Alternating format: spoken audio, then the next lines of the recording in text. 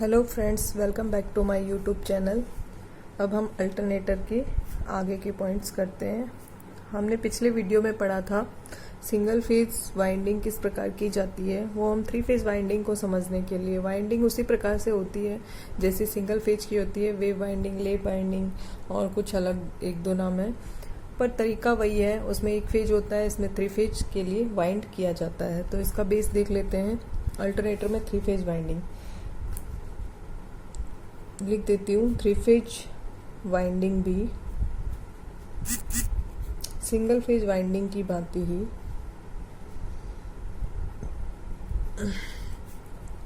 Single phase winding की भांति ही या तरह ही व्यवस्थित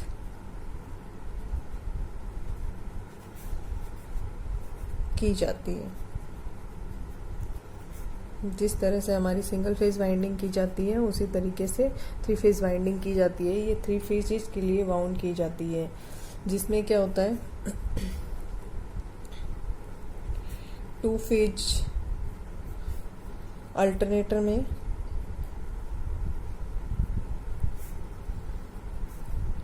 जो इलेक्ट्रिकली जो एंगल होता है एक फेज से दूसरे फेज के बीच में 90 डिग्री रहता है, और थ्री फेज अल्टरनेटर में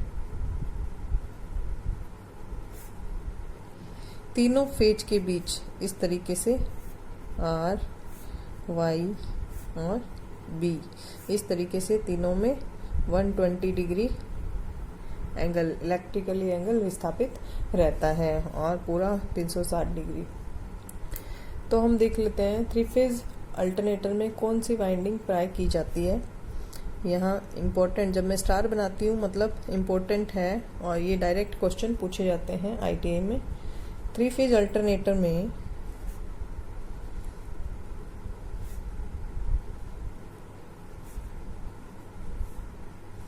प्राय मस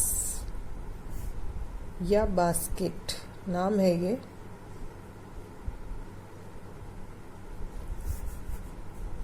हिंदी में भी यही कहते हैं, मस या बास्केट वाइंडिंग की जाती है। इस वाइंडिंग के नाम अलग है, थोड़े डिफरेंट है, इसलिए ये पूछा जाता है थ्री फेज अल्टरनेटर में प्राय कौन सी वाइंडिंग की जाती है। तो मस और बास्केट प्रकार की वाइंडिंग की जाती है। और दूसरे टाइप देख लेते हैं, types of three phase alternator winding. First, lap winding. Second, wave winding. Third, सर्पिल या स्पाइरल वाइंडिंग। चौथा, मस वाइंडिंग।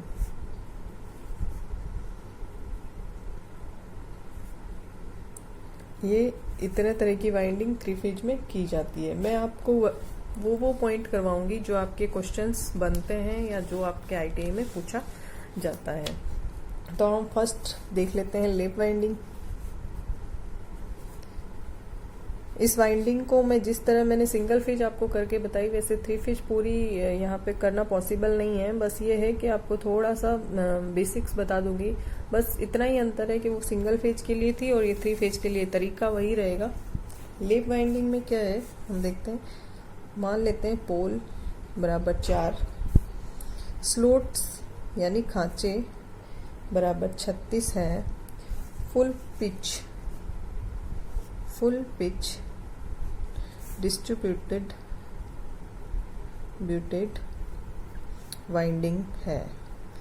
तो इसमें क्या होगा, सबसे पहले तो हमें सिर्फ वाइंडिंग करनी है। लेप वाइंडिंग थ्री फेज के लिए हमें पोल दिए हैं 4, स्लोट्स दिए हैं 36। तो अब सबसे पहले प्रति पोल खांचे निकालने पड़ेंगे।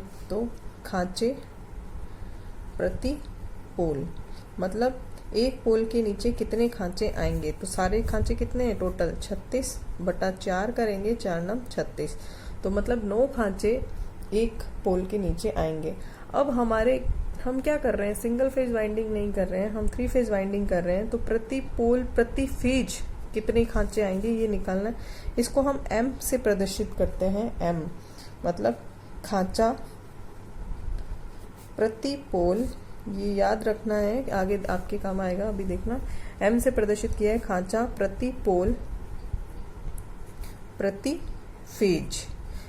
एक फेज और एक पोल के नीचे कितने खांचे आएंगे, तो सेम प्रति पोल तो वही रहेगा 36/4, फेज कितने इंटू 3, तो कितना हो गया 3 खांचे प्रति फेज प्रति पोल आएंगे। ये हमने m निकाल लिया।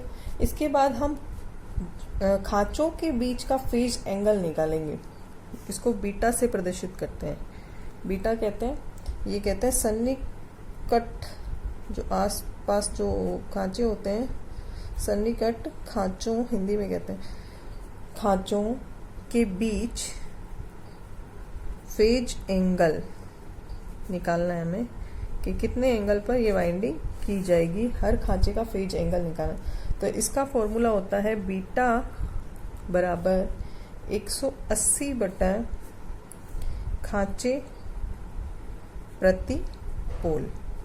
ये एक एक पॉइंट आपके आगे काम आने वाला है, इसलिए तरीके से ढंग से देख लीजिए।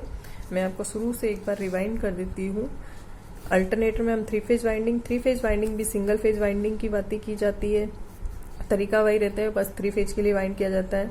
2 फेज अल्टरनेटर में जो एंगल होता है इलेक्ट्रिकली 90 डिग्री होता है, और 3 फेज में प्रति फेज क्या होता है 120 डिग्री का एंगल रखा जाता है। 3 फेज अल्टरनेटर में प्राय मस और बास्केट प्रकार की वाइंडिंग की जाती है, और प्रकार कितने होते हैं, लेव वाइंडिंग, वेव वाइंडिंग, स्पाइरल और मस, इसी को बास्केट प्रकार की वाइंडिंग कहते हैं। अब हम ले रहे हैं लेव वाइंडिंग। देखो, लेव वाइंडिंग और वेव वाइंडिंग में थोड़ा सा अंतर है। एक तो जब हम, जैसे मैंने पीछे आपको वाइंडिंग करके बताई, आपको तरीका पता हो तो, ऐसे 4 पोल लेते हैं, सिमिलर सी है, ये यहां से ऐसे जाते हुए जो सेकंड टर्न आता है वो ऐसे क्रॉस में अगर चला गया तो मतलब कौन सी वाइंडिंग है, लेप वाइंडिंग। और यहीं से वापस उठ के यहाँ आ रहा है तो वो है वेव वाइंडिंग। ये अंतर है पहला तो, ठीक है। तो अगर 3 फेज के लिए करेंगे तो पहला फेज के लिए ये इस तरीके से गया, फिर दूसरे फेज के लिए, फिर तीसरे फेज के लिए, तो सिमिलर ही तरीका रहेगा। अब हम देख लेते हैं। और दूसरा लेप और वेव में ये अंतर है कि जो ये खांचे जो हमने प्रति पोल निकाले थे, टोटल खांचे इसने दिए 36, 4 पोल दिए, तो हमें प्रति पोल खांचे निकालने थे, तो आए 9। अब हमें 3 फेज के लिए वाउंड करना है, तो हमें प्रति पोल प्रति फेज खांचे निकालने पड़ेंगे। कितने होंगे, 36/4 इंटू 3, 3 क्या है फेज, फेजों की संख्या, तो ये आ गया हमारा 3। तो इसमें जो फ्रंट पिच और बैक पिच होगी, अगर आपने डीसी जनरेटर और मोटर ढंग से पढ़ा है तो लेप और वेव वाइंडिंग में जो फ्रंट पिच और बैक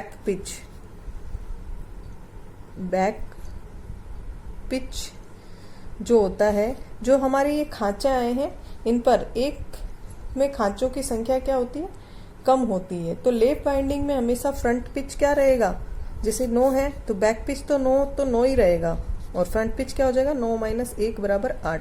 जबकि वेव में अगर 9 आए हैं तो 9 ही फ्रंट पिच रहेगा, 9 ही बैक पिच रहेगा। ये अंतर है हमारी लेप और वेव वाइंडिंग के अंदर। फिर हमने क्या किया, खांचे निकालने का तरीका पता चल गया। प्रति पोल खांचे कैसे निकालेंगे, प्रति पोल, हर पोल के नीचे कितने खांचे आएंगे, तो 36/4 = 9। अगर हमें 3 फेज के लिए कहा है तो क्या होगा, 36/4 इंटू 3, 3 क्या है, फेजों की संख्या। तो प्रति पोल प्रति फेज हमने खांचे निकाले, 36/4 इंटू 3 बराबर कितना आया, 3। तो ये मैं बार बार इसलिए बता रही हूँ क्योंकि आगे आपके काम आने वाला है। और इसको हम m से प्रदर्शित करते हैं। बीटा क्या है, 2 खांचों के मध्य जो फेज एंगल रहता है उसे बीटा कहते हैं। इसका फॉर्मूला है बीटा बराबर 180 बटा खांचे प्रति पोल। अब हमारे खांचे प्रति पोल कितने हैं, कितने थे, 9। ये इसलिए निकाले अलग से, 180 बटा क्या कर देंगे 9, कितना आया 20 डिग्री। ये इस प्रकार हमें आगे निकालने पड़ेंगे। और ये क्वेश्चंस डायरेक्ट पूछे जाते हैं, डायरेक्ट फॉर्मूले पूछ लिए जाते हैं, छोटे छोटे न्यूमेरिकल जो इस बेसिस पे आते हैं। तो आप इनको चाहे रटो चाहे समझो, ये आपको करने पड़ेंगे। आगे हम देखते हैं coil span. Coil span, span मतलब होता है विस्तार, कोडिंग और पिच फैक्टर। ये क्या होता है? क्योंकि आपके अल्टरनेटर में सबसे ज्यादा डायरेक्ट क्वेश्चन इन्हीं पर बनता है, चाहे फॉर्मूले से हो, चाहे इसका न्यूमेरिकल हो, चाहे इसके बारे में हो। हिंदी में कहेंगे, देखो इंग्लिश में कहेंगे कोइल स्पान इंग्लिश में, हिंदी में कहेंगे कुंडली विस्तार। ठीक है। और कोडिंग, इसको कोडिंग ही कहेंगे। पिच फैक्टर, पिच गुणांक, पिच गुणांक, ये इसका हिंदी का नाम है। अब हम इसको देख लेते हैं ये क्या होता है।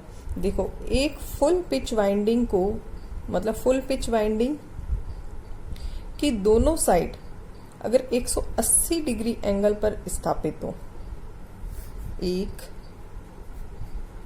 फुल पिच मैं पीछे आपको वीडियो में बता चुकी हूँ, लास्ट टाइम जो हमने किया था। फुल पिच यानी 180 डिग्री एंगल पर इलेक्ट्रिकल विस्थापित हो वाइंडिंग, और 180 डिग्री से कम है तो वो शॉर्ट पिच वाइंडिंग कहलाती है। मतलब ये कह रहा है एक फुल पिच वाइंडिंग की दोनों साइड जो कोइल की दोनों साइड्स होती है 180 डिग्री एंगल पर, इलेक्ट्रिकल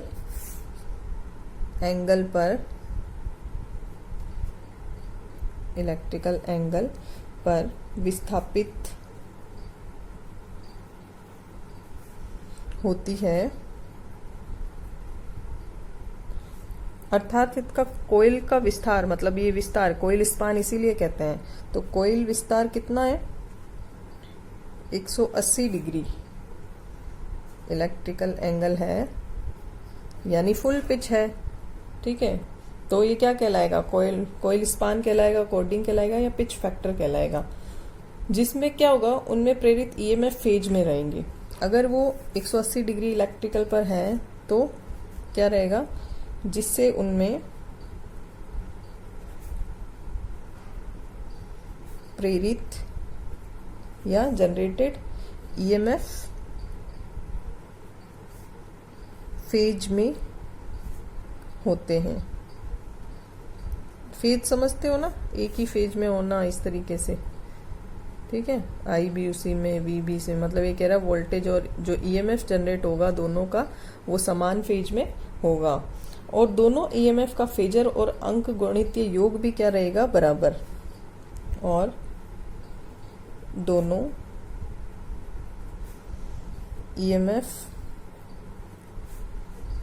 का फेजर और अंक गणितीय योग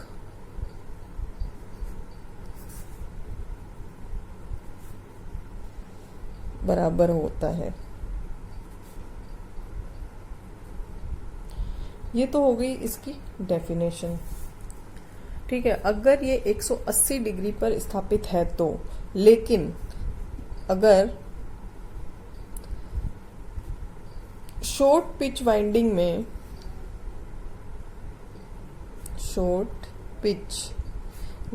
में क्या होता है, 180 डिग्री इलेक्ट्रिकल एंगल से कम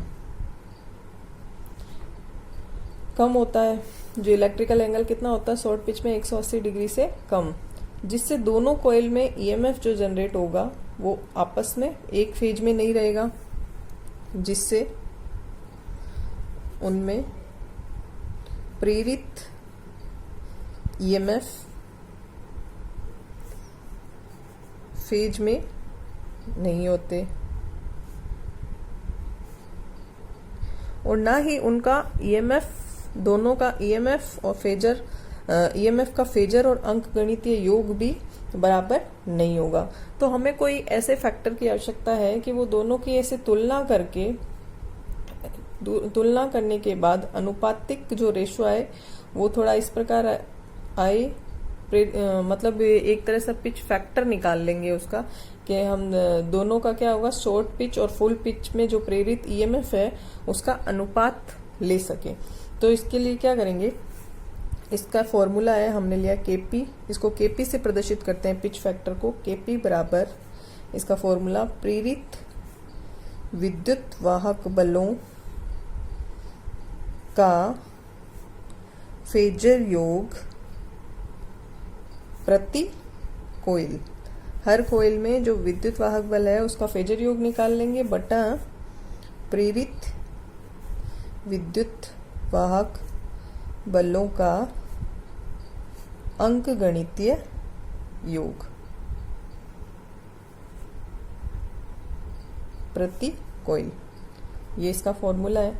अब देखो ई आर यानी रिजल्टेंट हमें ईएमएफ निकालना था, ई आर बराबर होगा 2ES, मतलब एक हमारे पास प्रेरित ईएमएफ है ES प्लस ES, दो हो गए, दोनों का फेजर सम प्रति कोइल, तो 2ES इसका आएगा 2ES कोस, मतलब जो फेज योग निकालेंगे कोस अल्फा बाय 2।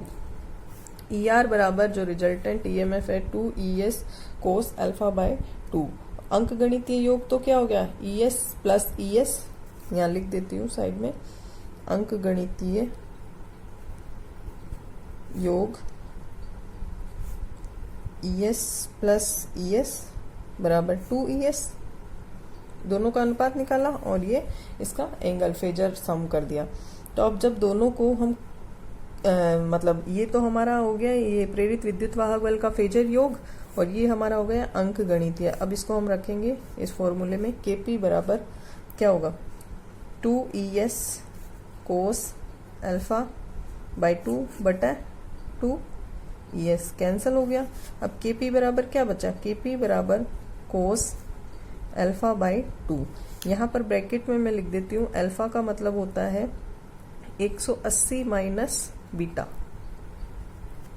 सॉरी दिखाई नहीं दे रहा था, 100 अल्फा बराबर होता है 180 माइनस बीटा। बीटा हमने जस्ट अभी थोड़ी देर पहले किया है, क्या है, बीटा बराबर क्या है, खांचों के बीच का कोण, एंगल, तो 180 बटा खांचे प्रति पोल, हर पोल के नीचे जितने खांचे आएंगे उसको डिवाइड करेंगे तो हमारा बीटा आ जाएगा, और अल्फा कब आएगा 180 माइनस बीटा कर देंगे। तो हम इस फॉर्मूले को और थोड़ा सा खोल के लिख लेते हैं, कोस 180 माइनस बीटा बटा 2। तो ये हमारा केपी का फॉर्मूला है। ये आपके डायरेक्ट ऑब्जेक्टिव क्वेश्चंस में, एक मिनट, ये आपके डायरेक्ट ऑब्जेक्टिव क्वेश्चंस में पूछा जाता है। और एक क्वेश्चन ये आता है डायरेक्ट, केपी का मान कितना होता है, केपी का मान सदैव ही इकाई से कम होता है, केपी का मान सदैव इकाई से कम होता है, क्योंकि इनका अंक गणितीय और फेजर सम क्या होता है, कम होता है मान, इसलिए इसका हमेशा ही मान इकाई से कम होगा। मतलब अगर आपके न्यूमेरिकल आ जाता है, इस डायरेक्ट आप फॉर्मूले में रखते हो, अगर इकाई से कम है आपका आंसर तो सही है, इकाई से ज्यादा है तो आंसर गलत है। अब हमने पढ़ लिया पिच फैक्टर पढ़ लिया, अब हम पढ़ेंगे केडी, डिस्ट्रीब्यूशन फैक्टर। केडी से प्रदर्शित करते हैं डिस्ट्रीब्यूशन या ब्रीथ और वाइंडिंग फैक्टर, तीन नाम से इसको जाना जाता है। वितरण हिंदी में कहेंगे ब्रीथ, चौड़ाई या कोइल फैक्टर भी कहते हैं। ये सब एक ही के नाम है। वो था पिच फैक्टर, यह है केडी डिस्ट्रीब्यूशन फैक्टर। इसका फॉर्मूला केडी बराबर परिणामी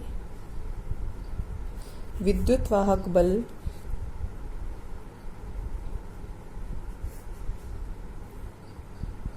कुंडलन जब वितरित है, जब वितरित है, और इसका किसके साथ फैक्टर निकालेंगे, जब वो एकत्रित है। परिणामी विद्युत वाहक बल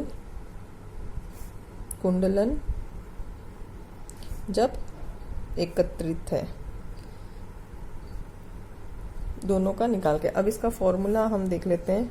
KD बराबर sine m beta by 2 m sine beta by 2।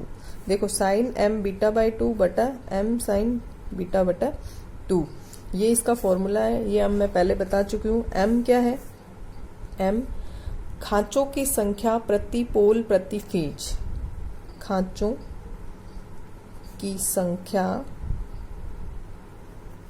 प्रति पोल प्रति फीज, जो हमने निकाला था पीछे। क्या किया था, 36/4 पोल थे, 36 टोटल स्लॉट्स थे, किस में निकालने, 3 फेज में निकालने, तो गुणा 3 कर दिया, तो कितना आया था, 3 आया था। इस प्रकार बीटा क्या है, ये अभी जस्ट हमने बताया आपको। बीटा क्या था, 180 बटा खांचे प्रति पोल। अगर प्रति पोल 9 खांचे आए हैं तो 180 बटा 9 कर दो, 20 डिग्री।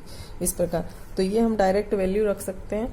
तो ये m पता चल गया क्या है, बीटा पता चल गया क्या है, और अल्फा क्या था, अल्फा बराबर था 180 माइनस बीटा। ये 3 चीज आपको याद करनी पड़ेगी। तो ये हो गए हमारे वाइंडिंग्स फैक्टर अल्टरनेटर के टोटल। तो यहाँ तक हमारी वाइंडिंग खत्म होती है। हम नेक्स्ट वीडियो में करेंगे हमारे आर्मेचर रिएक्शन या और अल्टरनेटर के बचे हुए टॉपिक्स। Thank you.